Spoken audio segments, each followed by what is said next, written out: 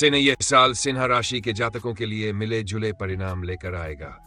हालांकि इस साल आपकी आय मजबूत बनी रहेगी। साल की शुरुआत से लेकर मई के मध्य तक बृहस्पति की 5वीं दृष्टि धन भाव पर होगी, जिससे आपको धन अर्जित करने में मदद मिलेगी।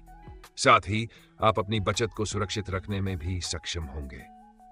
वित्तीय राशिफल 2025 के अनुसार मई के बाद बृहस्पति लाभ भाव में प्रवेश करेगा, जिससे आपकी आर्थिक स्थिति और भी बेहतर हो जाएगी। इसके अलावा आपकी आय के स्रोत भी मजबूत होंगे। राहु और केतु साल की शुरुआत से मई तक आपके दूसरे भाव में रहेंगे और मार्च से शनि भी दूसरे भाव में गोचर करेगा, जो आपके जीवन में कुछ चुनौतियों का संकेत देता है।